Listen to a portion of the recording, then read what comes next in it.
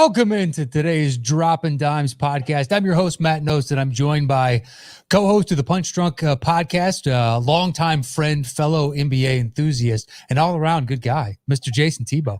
Wow, most of those things are true. Thanks for having me, buddy. I love that it's the middle of summer still, and you've got, I don't think I've ever seen you in just a t-shirt, so it's nice. In my defense, it's like 52 degrees and raining. What, in Indy, it's 52 and raining? Yeah, I'm right off Lake Michigan. I'm right just south of I'm 5 minutes from Michigan. I'm right on the lake. So, yeah, it's been raining and actually kind of cold. I'm golfing tomorrow. I'm a little worried about, if I'm going to be freezing my ass off. Well, if it's 52 and whatnot today, then there's a chance. Did you have the same thing where it's hot as balls 2 days ago and then it's, Yeah, it wasn't like you guys, man. You guys are going through it. But it was like in the 80s and 90s and humid. And then in the snap of a finger, it was like fall weather all of a sudden. You're like, holy shit. Yeah, my parents live in Colorado, and it went from 80 degrees to they had snow in 48 hours. I was just talking to right when you hit me up with the link. I was like, I'll be there in 5 minutes. I was just wrapping up a phone call with our good friend Tate Fletcher, okay, who's in Albuquerque, and he's like, dude, it snowed all morning, and the snow stuck on the ground, and now it's snowing again. I'm like, God damn, this global warming isn't real. It's just typhoons and hurricanes and fires and fire tornadoes, and it's like 91 day, and then it's snowing the next day, and you're like, Jiminy Christ. I know.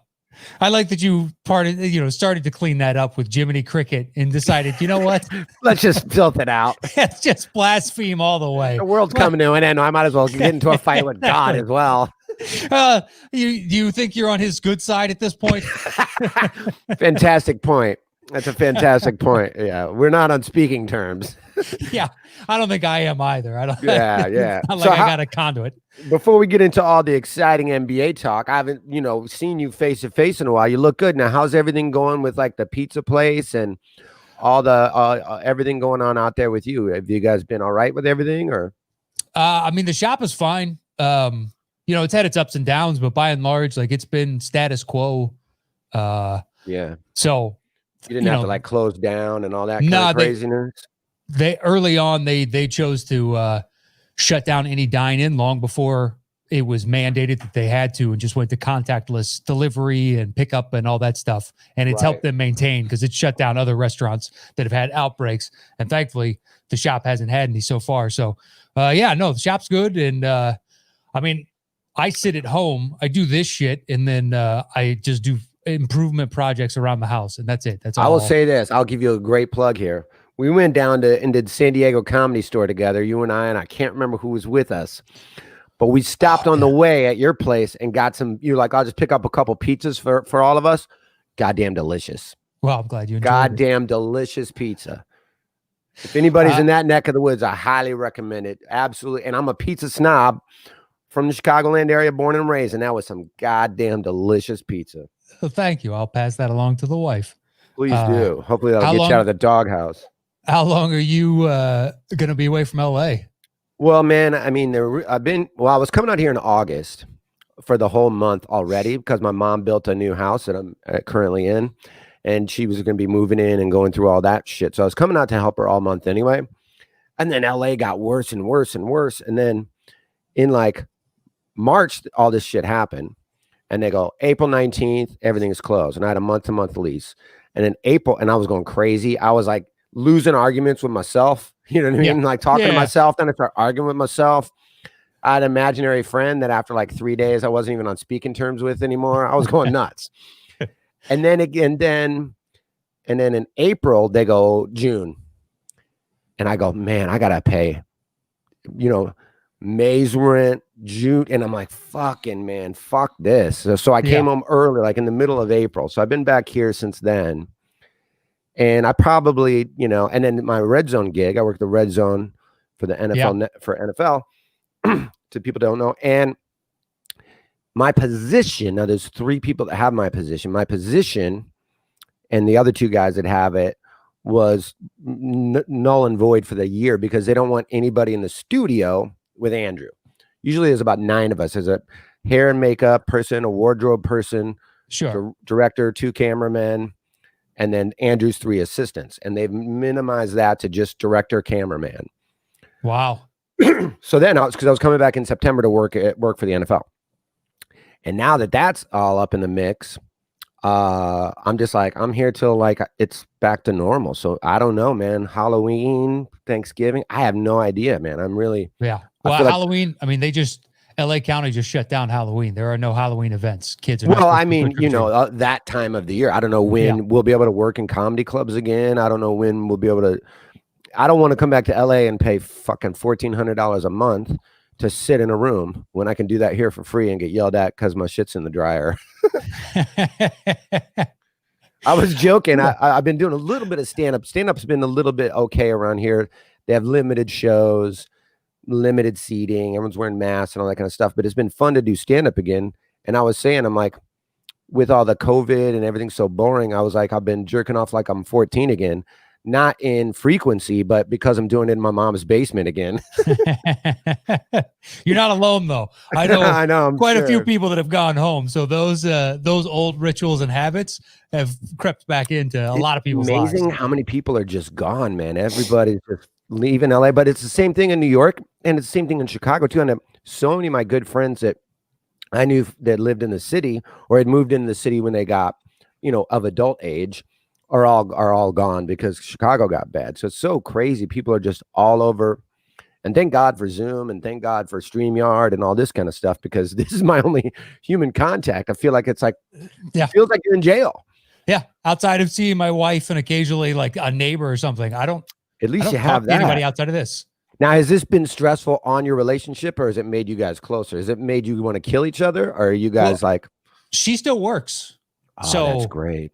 So we still have, so you have a built-in reason not to. You're just like, babe, what do you want me to do? Well, it's a goddamn pandemic. Well, what do you want from me? Trust me, I would love to do fucking anything. Yeah, I know, literally, right? Anything. I don't. What care have you been what doing? Have you been doing? You know what I've been doing? I've been playing a lot of golf, like a crazy amount of golf. I hired a golf coach. I've been playing like 36 holes a week since April. Wow. And it's the only thing you can do, and it's safe. And they space out all the tee times and everything like that. So and no one's doing it anyway. Yeah. And I've been like, working on a handicap and like not even like no picking up putts, no grounding clubs. Like I've been playing as perfect to the rules as I can, just as a personal science experiment to see how good can I get at golf during this. Like no shit. Like if I shoot a 107, it is a legit no mulligans. I'm counting penalties, everything. So that's all. And dude, it's lit. I get so excited that I cannot sleep the night before I get to golf. Like it's like you have a big gig or something. I'm like, I can't wait to get outside, man. I hope I see a beaver. It's anything, fucking anything. I get so excited when I'm like, oh my God, there's a groundhog. And they're like, calm down, California. Of course there's a groundhog. We're in the middle of the woods in Indiana. Hey, enjoy it. Enjoy it while you got it, basically. Yeah, I've been playing a lot of golf, and that's it, man. I've watched everything. If I turn my Netflix on, it just says tilt. I've watched everything. I mean, the reason for the show, but the NBA has been my saving grace. I have watched I'm so many games. When it was happening, now I'm worried about football, as obvious. All of us were. Baseball's been weird but fun. But the NBA, kudos to you. I know you're a huge NBA guy, as I am, as you know. And they really pulled this bubble off. Minus one little Clipper snafu who had to go to a fucking his favorite restaurant. He wanted the chicken wings or the chicken tenders, whatever's named after him there. He's got a fucking entree. Hey, man, I popped in. I popped right back out. Look it up. That's what he says. Who just pops into a strip club and is like, yeah, I'm just going to get this to go. Lou Williams, of course. That's who does. Other than that, the NBA has done a fantastic job with the bubble and without the fans making it exciting, man. These have been some of the most exciting playoffs. Some teams went way deeper and tougher than we thought.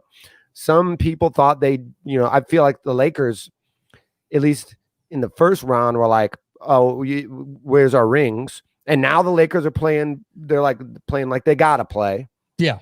Well, last night it was, whatever. First half ends and it looks like it's going to be another even matchup. And then they played lockdown defense in the second half. LeBron had 4 blocks in the third quarter. I mean, he was just blocking anybody that got near the rim. And in the fourth, they just stepped on their throat scored 10 more points than they did, and the game was over. And you could just see it in the Rockets' eyes. And that's getting a good game from Westbrook, which is what they need if they're going to win. And it just wasn't enough. Personally, I said I think Lakers take it in 5. I still think that they could do that in 5. When that series started, I said the Lakers take it in 5. And the way the Clippers look in game 1, I thought the Clippers were going to sweep. But you know what? Classic Clippers. As a Clippers fan, they could be up 30 at halftime, and I'm like, watch them fuck this up. Yeah, I'm never, ever, unless there's mathematically not enough time to lose, like there's 3 seconds left and they're up 11, I'm like, okay, I can breathe. But if they're up 6 with 80 seconds left, I'm like, they lost. They're going to lose this. See, if you didn't have Kawhi, if it was PG and somebody else, I would share a lot of those same fears. But he's steady Eddie. I mean, he's going to get you exactly what he gets you every game. He wasn't in game 2. He was like 6 for 21 or something like that. But that's his first bad game of the entire. And if you lose playoffs. a close game and your best player has like the worst night of the playoffs, I'm fine with it. Exactly. I'm fine with and it. PG showed up in game 3. I mean, I think worst case for them is that goes 6 games. But you definitely think the Clippers get out of that, right? I think the Clippers are the odds-on favorite to win it this year. Because I need your help with something for my podcast called Punch Drunk Sports. Now, I do it with Ari Shafir, Sam Tripoli, and we have these horrible bets that we make. Ari and I have a bet that's been brewing for 1 year, and that is, he said the Clippers will never make it out of the second round of the playoffs. They haven't. And if they do, that was the bet. Now, when the COVID whole thing started, I said, hey, we got to pause this bet because NBA looks like it's not going to happen. He goes, no. I factored that in. I thought there might be a global pandemic coming, and hey, they didn't make it to the second round. They didn't get out of the second round, even if there's so I go, okay, fine. I'll let you have your little stupid argument, Ari Shafir. But now it looks like he might lose this bet, knock on wood. And here's the bet, and I want you to just throw out some ideas that you can help, because this is all, I'll take Trust anything. Do you want to, before we get into it, do you want to give the listening audience a sample of the previous? Like I did one with you guys a long time ago. I lost a bet to you on Punch Drunk, and you got to call out push-ups whenever I want it. Whenever I saw you, you could be talking to a hot girl or whatever. I had to do before it you were married once. You were on stage. You were in the middle of a set, and I walked in the room like, give me 10. And I had to stop. I had to put down the microphone, apologize to the audience, and I gave you 10 that one. But that's how innocuous it used to be. And then it started elevating to a degree where I don't know who this is fun for anymore. Ari had to wear a diaper for 24 hours and could only change it once. Well, what about the hot dog? They had to put a hot dog in their ass. At a comedy festival, they had to do that. Ari and Sam both lost that. And then what the shot collar was probably my least favorite. I had to wear one of those bad remote control shot collars. That was terrible. That really was bad. It's always like eat a Carolina Reaper pepper but the really bad one that I had to do was I lost a bet, and I had to watch every episode of the sitcom Whitney in 48 hours and live stream the whole thing. And I couldn't drink. I couldn't smoke pot. And I could only have a cigarette every 4 episodes. And when you look it up, it's like 21 hours of episodes they did. And I had to watch all of them in 48 hours. So I had like 2 13-hour days or something of nonstop watching the sitcom Whitney. That was a tough one. Even though it wasn't as bad as like the shot collar or any Hitler. You have to have a Hitler mustache for 48 hours. That's fine. That's nothing. All those kind of things. But so this one is a good one. And this one is, and I'm taking suggestions, and any of your fans that listen to this, at the Teeb on Twitter, TheTeeb, feel free to send me any of these, because it's going to be a little while till you have to pay it off. But when you go to a concert or a sporting event, let's say you go to UCLA football game or something like a college game or pro game, and you can't bring in a backpack or you can't bring in your purse, you have to have a clear bag. Yeah. That the security can look at and go through, and then you walk through security. Winner gets to pick the 5 things that go into the loser's bag that they have to walk through security with. Okay, well, first thing that came to mind was dildo. I'm dildos, sure lubed up dildos already in. There's no way a lubed up dildo. Boys Life magazine is on the table. Because then you go like a nice wine and a nice piece of red meat. What is a good pairing with a lubed up dildo? Well, you do. You got to make the complimentary item. Duct tape and smelling salts.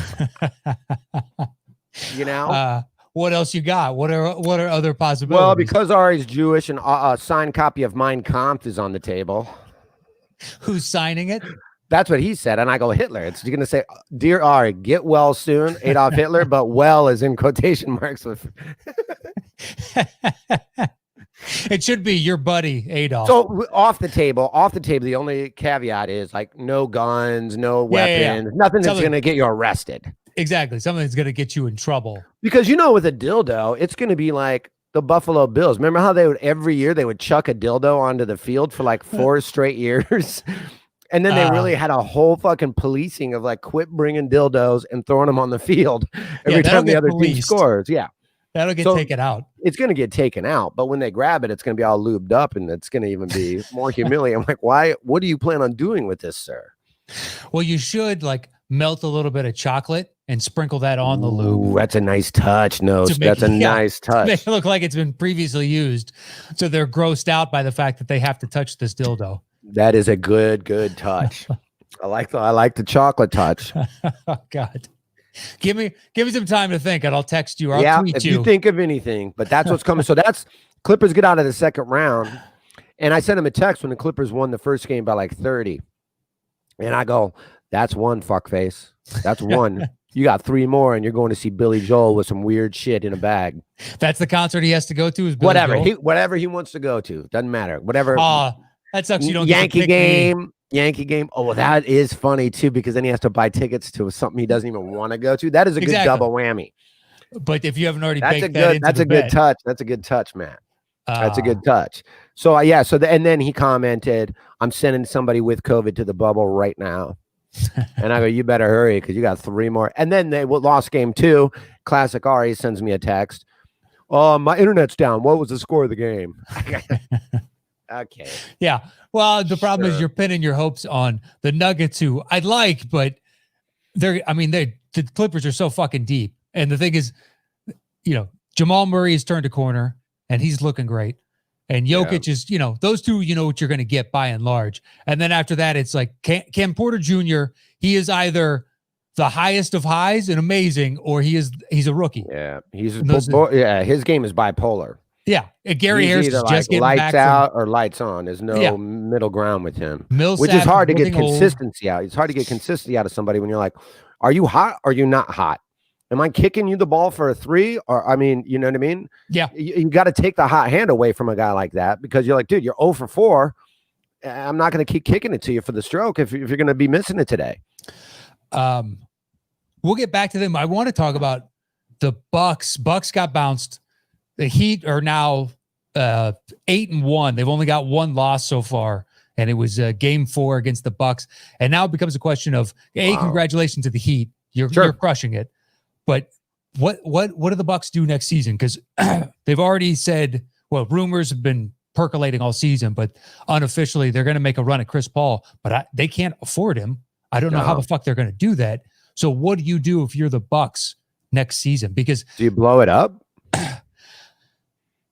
They're so cap high. Like this year, their cap is 135 is what they're spending. Next year, they're already committed to 132. So they can't do anything. Right. So on some level. And it's not like they're already a super team where people are going to take a homer's discount to bring in a Chris Paul and have that final. And again, this is one of those teams that like you look at, they were killing the whole season and they got to this bubble and they just weren't the same, not playing at home in Milwaukee, not having the fans and not being able to, ride that momentum of being like, we're this new young up and coming team. Yeah. The city's behind us. The fans are behind us and ride that electricity. When it became just like sparring in a gym, they got knocked out. It was their problem coming into the postseason. To me, what were they in the bubble? Whatever you had 8 games, 12 games, whatever they had in the bubble. 8 games. 8 games. What were they in those 8 games? Did they fall apart or did they just fall apart in the playoffs? I don't recall. I think they went the route of we only need to secure a win or two, and we have the number one seed. So they weren't really trying, and they had several games where the starters only played 15 minutes or less. I'm never a fan of that, and this is the exact reason why. Because like resting starters. I hated when they did that when, what do they call it? Time management or load management. Load management. Never a fan of that for two reasons. One, I don't ever really think it super works unless your superstar is like a LeBron who's like in the wrong side of 30 and could use the rest, and you know what he's going to bring on the table. When you're not playing your starters together and letting them have that synergy that they need, especially right before a playoff run, one, I think it hurts the product and it hurts the team, but I think it really shits on the fans. That imagine like you get a Christmas, everybody can't afford to go to games all the time. Yeah. And when I was a kid growing up in the Chicago area, and I was like in the Bulls run in the 80s and 90s, every year I would always get Bulls tickets for Christmas. It was always just a foregone conclusion that I was going to be getting Christmas present would be Bulls tickets. So I at least got to go to one Jordan game a year. As I got older and could spend my own money on it, I would go to more. But, from 12 to 16, that was always a thing. So if your parents get you tickets to go see your favorite team and your favorite player, and you got all their posters in your room, and you go there and they don't play because of load management, I think it really is a slap in the face to the fans that pay for this product. Yeah. Jordan always said that he played every game because there's some kid out there that this is the only time they'll ever get to see me play live. It's what you remember for the rest of your life. Yeah. I only got to see Jordan once. It was in an exhibition game after the first championship. I lived in Lexington, Kentucky, and they came down and played the Sonics of all teams. And he played his ass off. Now, he didn't play 35 minutes, but you got some steals and some dunks and some fucking...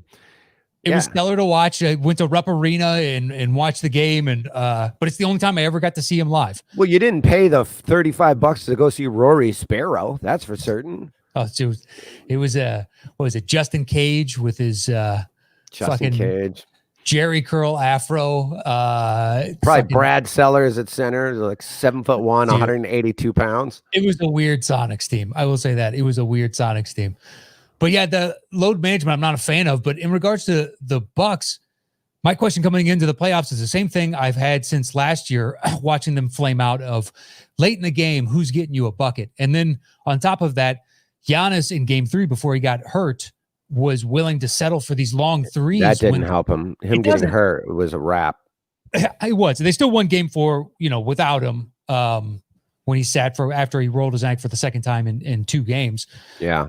And they valiantly at least got one game, but they need somebody who can get them a clutch bucket late. And as much as Middleton can be that guy, he has shown that he's infrequently that guy. So it's not enough, but I don't know what the fuck they do going forward next season. Blowing it up makes honestly the most sense on some level, in that you'd get a hell of a return on Giannis and you can start building for the future, but you have no young assets.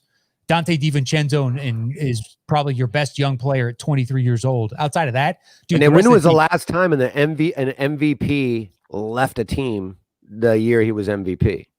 You know what I mean? That I'd have to look up. I'm just saying. I was almost being rhetorical. But, there's going to be a lot of Giannis jerseys and a lot of sad 13-year-olds letting the guy that gave him hope for the last 2-3 years go, and he ain't going to somewhere shitty.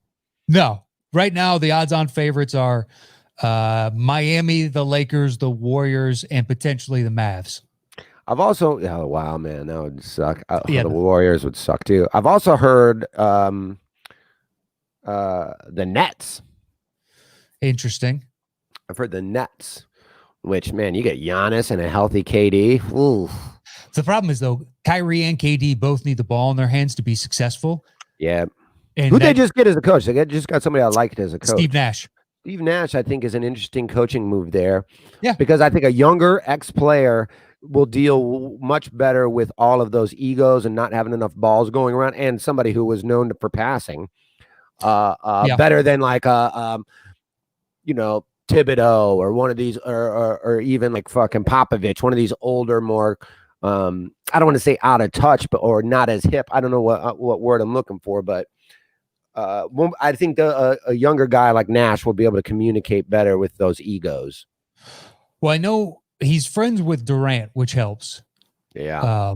And that's plus, he carries the cachet of he's a Hall of Famer, a 2-time MVP, and we've seen former players make the leap to head coaching without any previous coaching experience and succeed.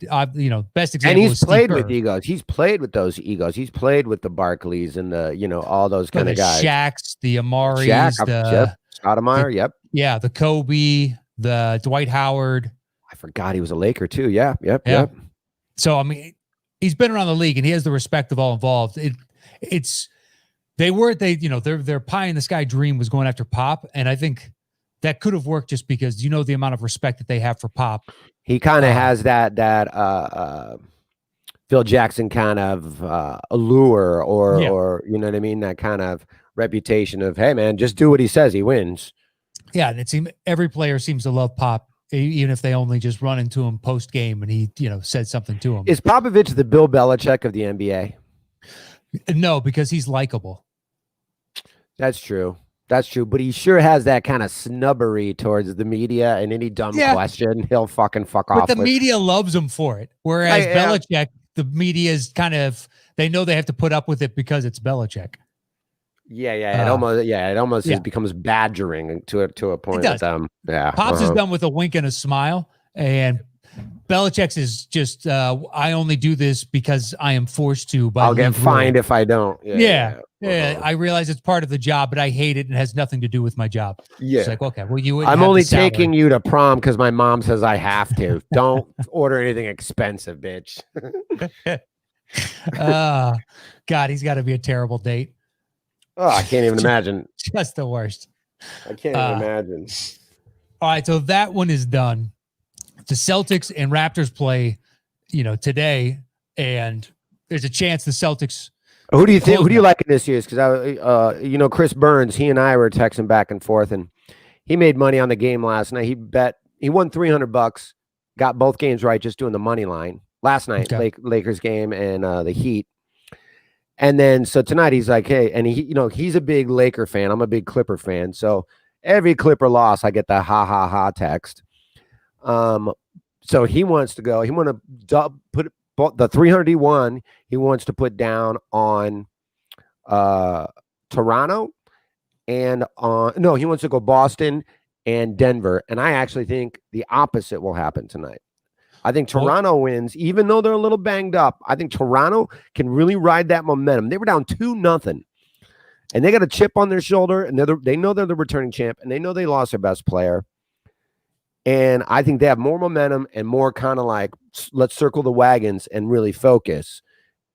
I think there's more pressure on them to lose than there is on Boston to win. What's the line? Do you know? I don't know. I'm not sure. Because had the last game not happened, I would be inclined to agree with you, but it looked like they had spent all their energy in that last game, the previous two games, just to knot up the series at 2 apiece. I mean, that 3-pointer they hit was with like 0.5 seconds left. Yeah. That was the season. If they make it out of this round, that was the play of the entire bubble. Yeah, but then the next game, which we saw, game 5, it's like they had no gas left in the tank, and the Celtics just came out and played. I like the Celtics in the series. I think the Celtics could close out tonight. I just think that they have more playmakers. Guys, I say it all the time on the show, but you need somebody that can get you a shot. As simplistic as that is, you need playmakers because the NBA playoffs are completely different from the regular season. It's officiated differently. The defenses are different. It's a different season. It's a totally different. It's just like the NFL playoffs, same way. NFL, January football is totally different than any other thing during that year. From September to December, January football is a different beast. Yeah, you're going to get beat up. If they know that you love going one direction, then they're going to take that away at all costs. Yep. Or if you love going baseline, that they will force you into the middle. Yep. And then it's just like, okay, we need to see your second and your third move. And with Toronto, how many of their guys do I feel have a second and third move? I don't know. Whereas I'm pretty sure Tatum's got it. I know Kemba's got it. Jalen is working on it, but he's close to getting it. Hayward's out, but that might have freed up their rotation to get more minutes for Smart, which helps them on the defensive end. And then Hayward went to high school with my cousins. My uncle was his baseball coach. Oh yeah, yeah. My uncle died of Lou Gehrig's disease about 10 years ago. Played minor league ball with Pete Rose. He was a great guy. But when I went to his funeral, there he is, 6 foot, all 6'9" of him in a suit. Came to his little league baseball coach's funeral. I thought that was rad of him. I've always liked that kid just for doing that. That is pretty sweet. Right? The only story I have that's akin to that, and it's terrible in that I don't know if I should say it, but one of my buddies, his dad taught Sean Kemp in high school, and said I tell you what, he didn't teach him how to put a condom on. Kid has more kids than days left alive. He said he was easily the worst student he's ever had. He's like, it's not even close. Not even close. Yeah. And I just started laughing. And he's like, he was so talented and came from such a not the greatest of areas, and so talented that he was like, why do I need to learn how to read? Yeah. I am going to be in the NBA. I'm going to make $1 gazillion. And he was right. He was. And look, I don't know, or perhaps he just didn't care about that class. But that has stuck with me. He told me that story 20 years ago, and I've never really looked at Sean Kemp the same way. Of just like, yeah, no, you can't. Not after that. But so do you think Toronto has a chance to win this tonight? I do. And you know what? There's little to no fact statistically or matchup wise that I have that. It's a personal feeling. And I believe that they have more at stake, obviously, because they can get bounced. Yeah. To send this to get to a game 7. I think Boston can come into this a little more lax, a little more. Well, all we got to do is get one of the next 2.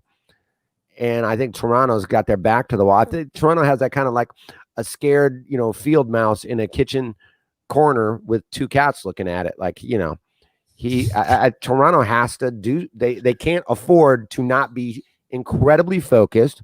True. And they were the champs. They're the defending champs. And I just have that kind of I kind of side with that kind of synergy I think that they're going to have. Now, do I think they're going to get out of this series? I think Boston's going to win. All they got to do is win one of the next 2, and I think they probably will. But yeah. I don't think it's tonight for that reason. Okay. For that reason. Yeah, I just think that and somebody's hurt for Toronto, aren't they? I can't think off the top of my head. I thought they might have had a starter that might be out tonight too, which I could be wrong. Maybe I'm blanking on it. I can't think of what. Yeah, the big news overnight was Billy Donovan and OKC parting ways, quote unquote. But yeah, I can't think of anybody that might be out on Toronto. What do they do without Donovan? Where do they go? No clue. No idea. I mean, I feel like the NBA doesn't have that really vast coaching carousel that we see in baseball and that we see in football. Anytime a coach gets let go, there's always immediately 8 or 9 names that pop up. And in the NBA, there's always 2 or 3 names that pop up. And we've lost a lot of coaches this year, I think.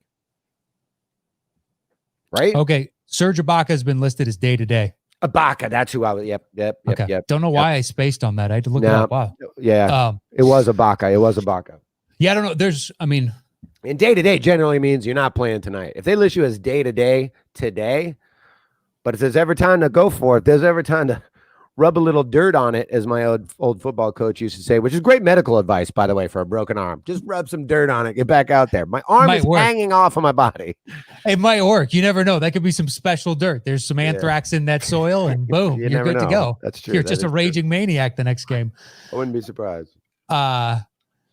Yeah, as far as coaching, my guess is OKC takes their sweet time and gets a full lay of the land, because they also have to figure out what in the world they're going to do. If they can find a suitor for Chris Paul, then it completely changes exactly what they're going to do next season, because they're in full rebuild mode at that point, is my guess. I mean, they have all your picks and everybody else's.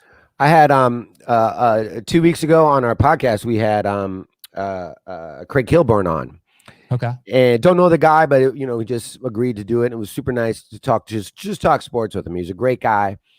And he goes, it had all of us pick your best all-around NBA player. If you got to start a team with somebody, the best all-around every single thing guy you got, who would you want? And we all set, randomly had a couple different picks here and there. His was Chris Paul. He goes, you could build any type of team around Chris Paul, and he can do just about everything for that team. Yeah. And it's so funny that he has been moved around so much for somebody. He's not like a swing man. He's not a come off the bench. He's not a sixth man guy that you get why like a Mo Williams or one of those guys plays for so many different teams. But Chris Paul, how many teams has he played for? And he's like an all pro, all defensive player, great point guard, great shooter. And he's got, this has to be his what, sixth team, fifth team? Well, you got formerly the Hornets / now Pelicans, then over to the Clippers, Rockets, OKC. I can only think of four. So yeah, technically four. So this would be his fifth team. If he moves on from this, it'd be his fifth team.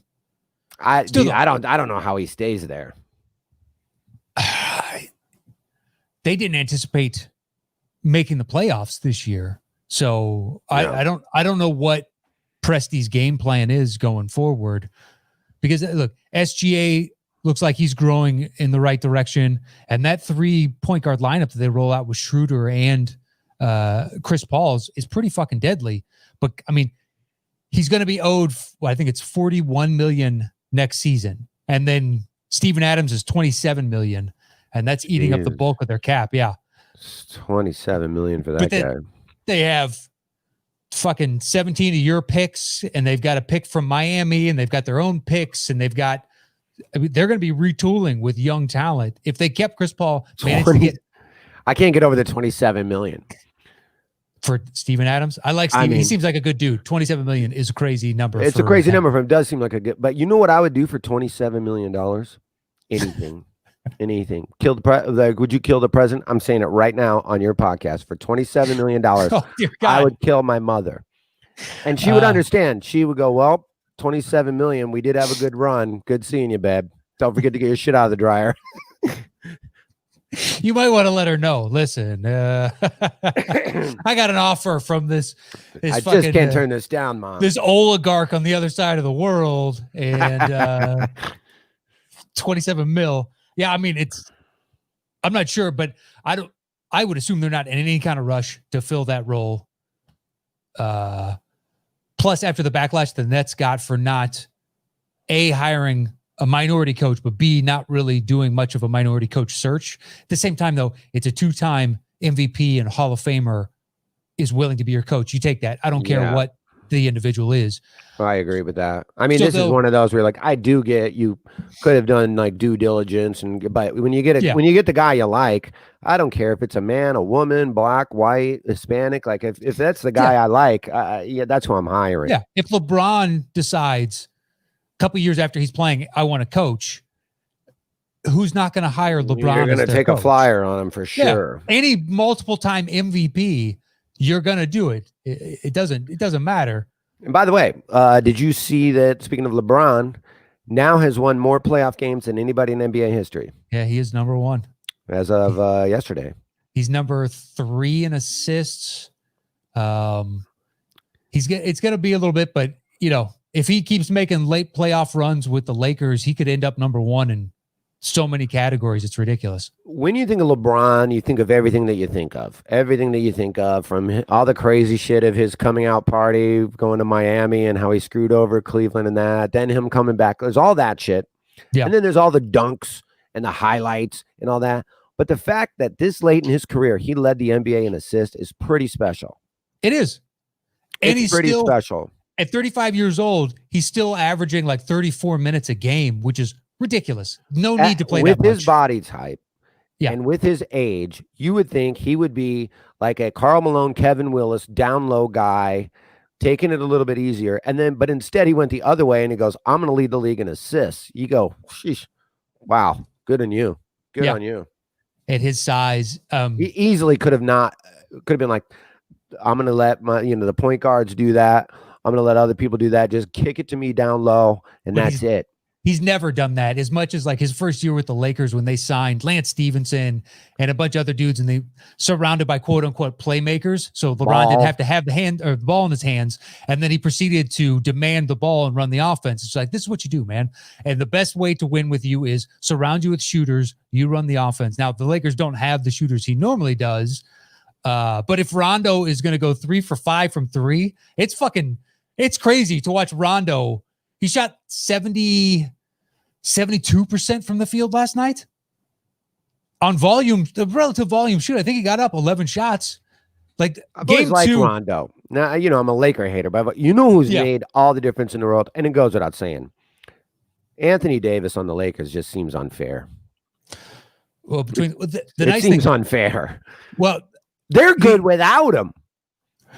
But the equalizing factor is that bench is a big fat fucking question mark, or the rest of the players. Like you need Rondo to keep playing the way he does, or KCP, or Caruso. Caruso can make or break that team as well. Yeah, Markieff Morris going off in game 2. It's like they needed that little shot in the arm. I believe it was either game 2 or game 3, but I think it was game 2. Whereas, like, that's why I favor the Clippers. It's like, okay, if Paul George has a bad night, you still got Lou Will, you still got Montrezl Harrell, you still got Pat Bev, you still got, it keeps going. Even when you get further down, like Michael Green can get hot. Harrell is a poor man's DeAndre Jordan. Yeah, he's got a little bit more range than DeAndre. More range, not as much shot blocking. Yeah, but it just handles that role for like a third of the money. I love Harrell. Just the depth of the Clippers. It's like, all right, you can suffer a couple guys having bad games much easier than every other team in the playoffs. I think Doc is a great coach. And that's not just me being a Clipper fan. I think Doc is a great coach.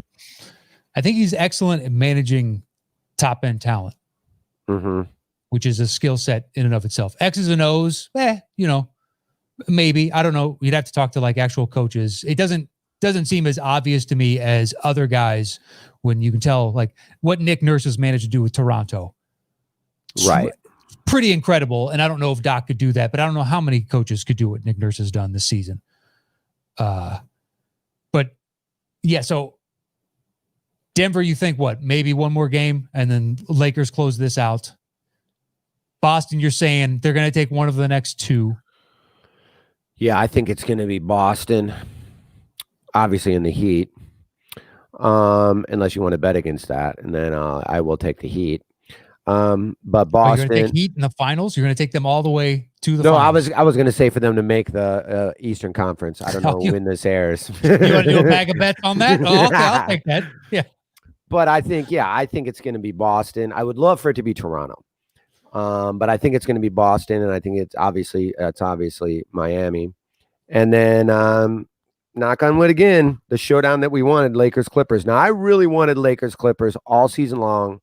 Yeah. I wanted the battle for the Staples Center. When I first moved to LA, the year I got to LA, the Staples Center was half built. So I went to 2 Laker games at the Forum, and I went to 4 or 5 Clipper games at the Forum. Okay. And there's all this, they're building this brand new state-of-the-art stadium for both teams, and I'm like, awesome. And then I went to a preseason Clipper game, the first opening season of the Staples Center, and I walk in, go to my seat, and I'm like, this whole motherfucking stadium is purple. How is the seats, 20,000 purple seats, everything? I'm like, how is this for both teams? This is just the Clippers playing in the Lakers, you're the wicked stepsister, and you fucked again. So now that the Clippers are building their own stadium, I love it. But on their way out, I wanted them to knock out the Lakers in their purple-ass stadium and send them walking in the battle for Los Angeles. While true, I think it's a tremendous advantage for the Clippers this year to not have to do that because even on their quote-unquote home games... They wouldn't have been a home game. Exactly. They're going to be It was going to be 65% Lakers. Yeah. And that's at a Clippers home game. That's when the floor is red, white, and blue. Or black now. It's going to be majority Laker fans. Best case scenario would be 55% Laker fans. best case scenario. And that's a Clipper game. Yeah, that's a Clipper game. Yeah. Whereas the Laker games are going to be 99% Laker Yep. fans. Yep. And of those, there's going to be the 10 to 15% casual. I just want to go to a playoff basketball game. Like, Joe Sinclitico. Yeah, very well. I love Joe. Yeah, great guy. Favorite. So funny, man. That guy is so funny. Ridiculously funny. Hilarious.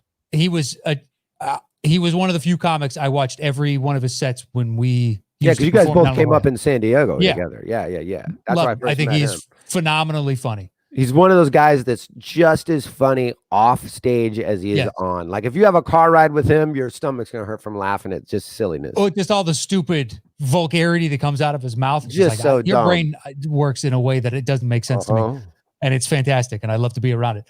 But he texted me one time, and he's like, in essence, I got to go to a Laker game. I wish I give a shit about basketball. And it was Western Conference Finals from a luxury box, and he went for free. And I was like, you fucking prick. But that's going to be about 15% of the Laker fans at a Laker game. They have a hookup or whatever. Yeah. Just industry connection, or they got their agents' tickets and they don't really care, but it's a place to be seen type of thing. But I think it's an advantage for the Clippers this year of not having to deal with that, another reason I think they're the odds-on favorite of they're never going to have to deal with being at an away game while they're supposed to be home. So this is I absolutely agree with everything that you just said. It takes away a very big advantage that, the Lakers would have had, but it also took away a very big advantage that Milwaukee had. And we saw how that affected them.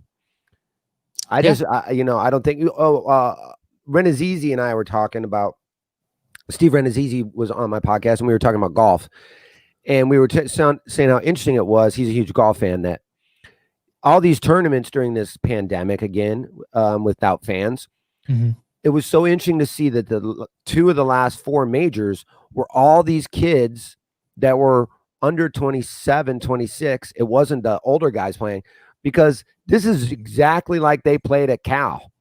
They're you know what I mean? There's no clapping. There's not people everywhere. There's no pressure on your, your tee shot or whatever the hell. There's nobody cheering when you putt.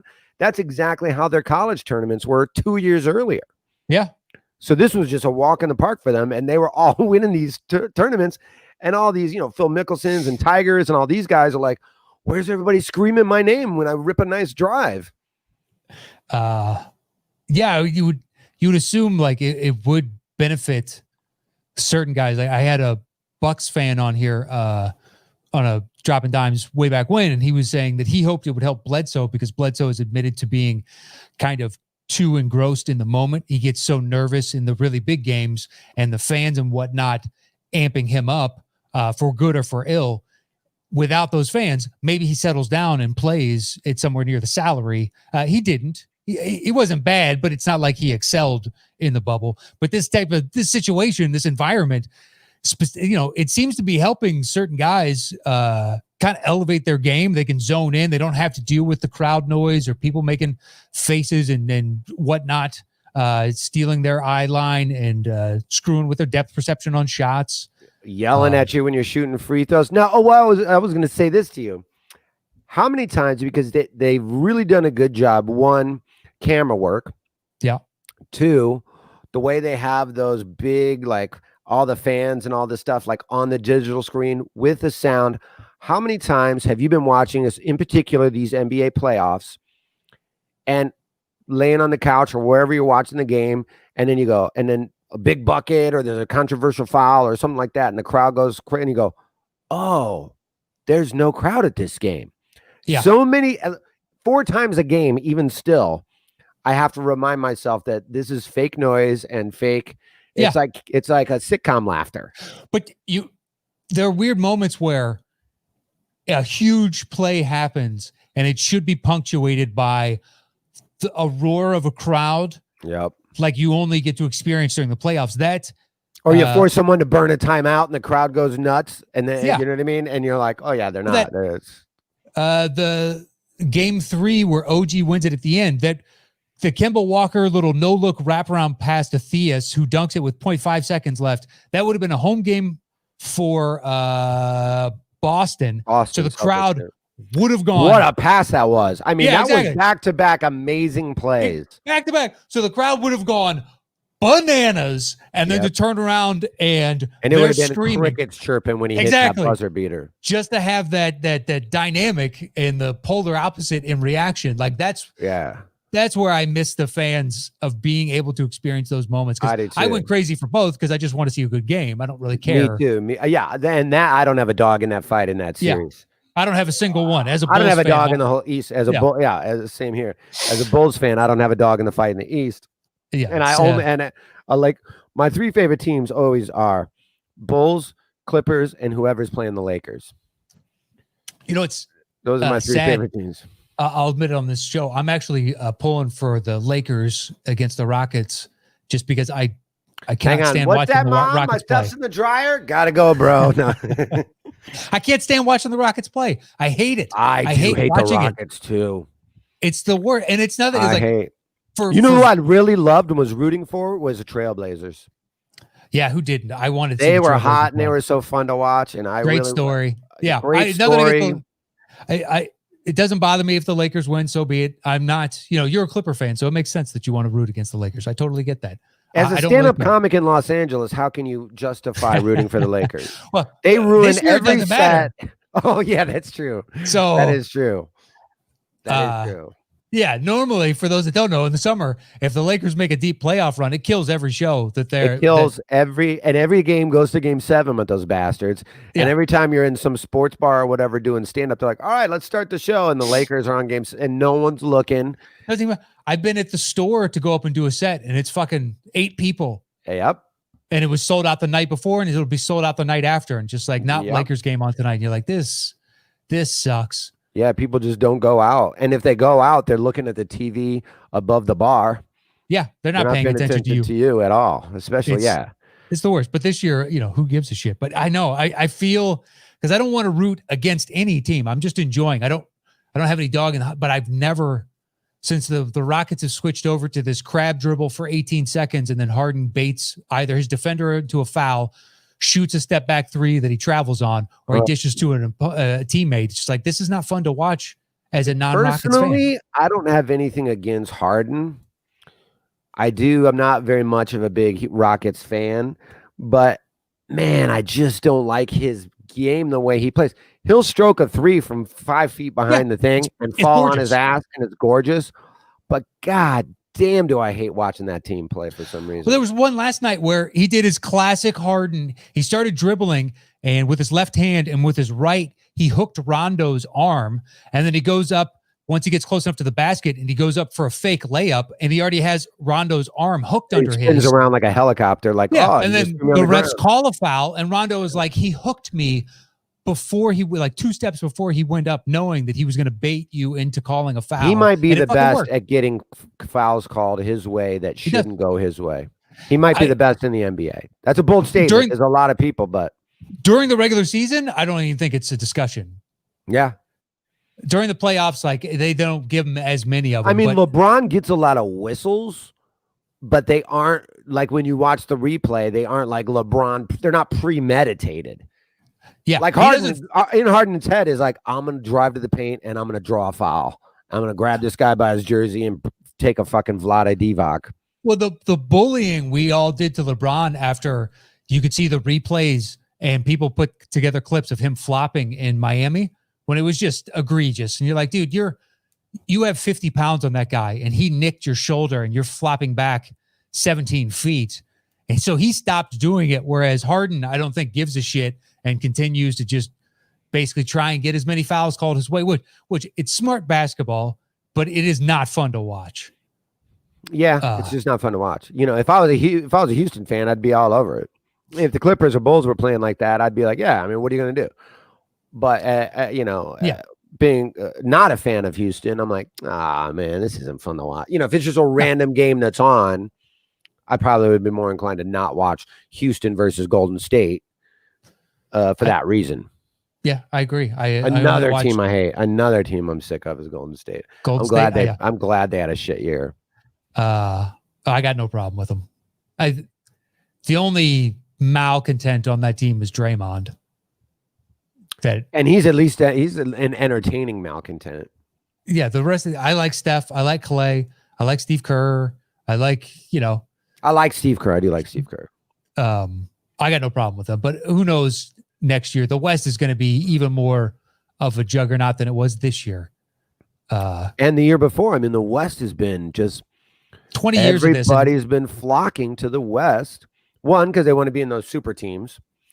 Two, because of weather. Most of the weather.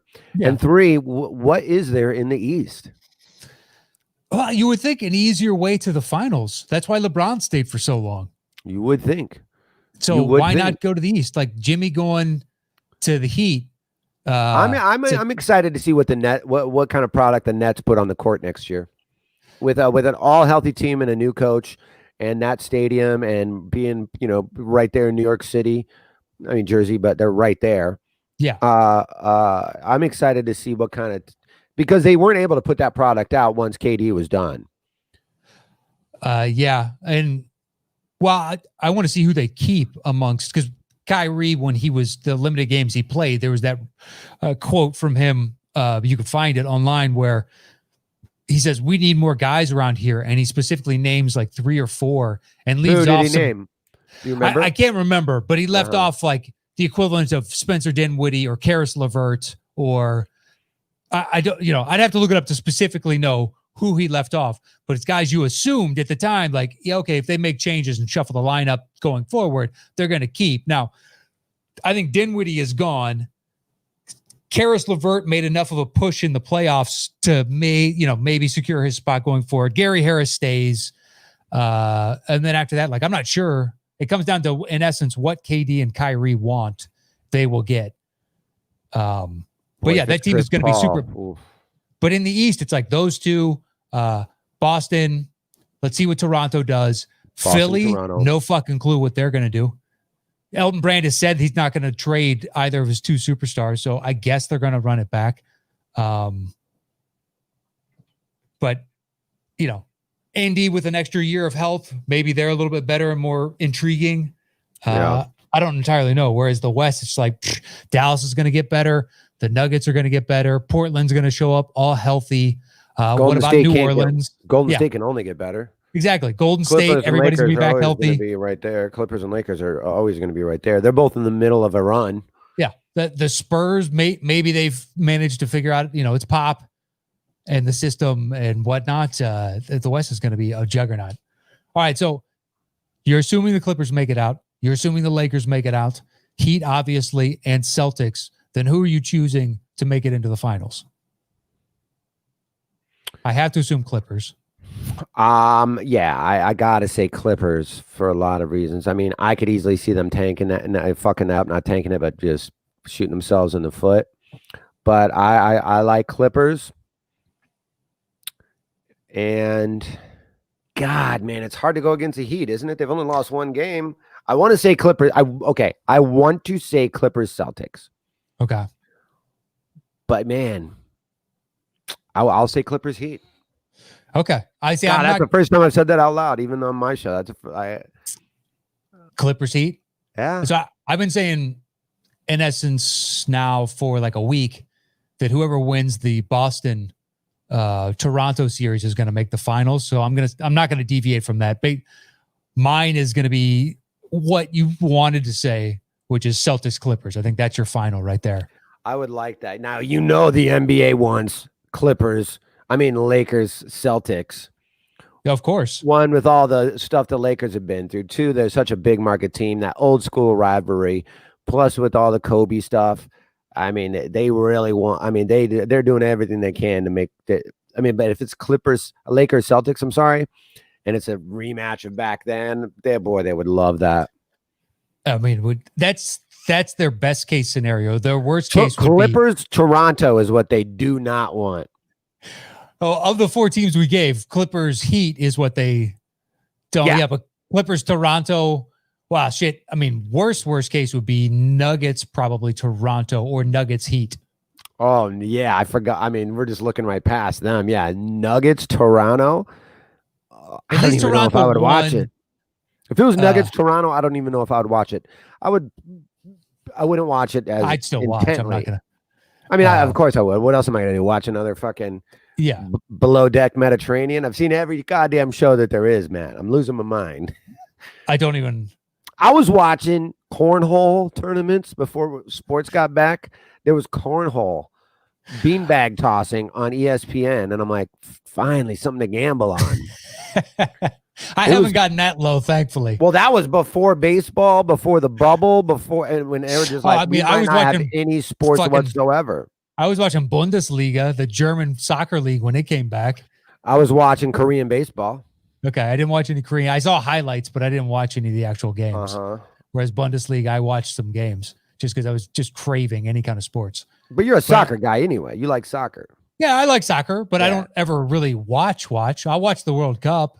I've been to some soccer games, probably like, 10 of them total. That's a lot. You like MLS games, you mean?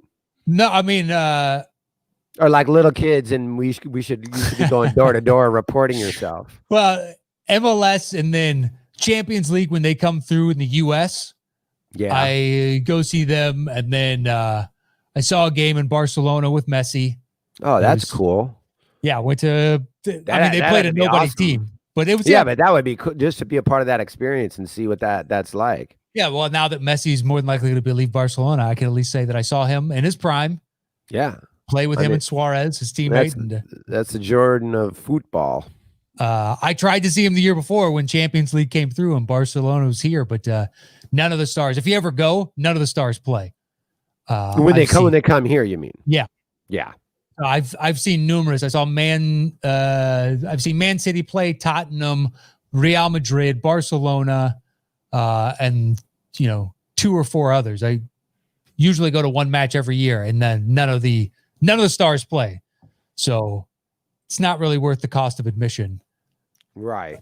But it's something to do. So I'll go regardless. All right. Well, I think that's it for today's Dropping Dimes. Anything else you want to say before we get out of here?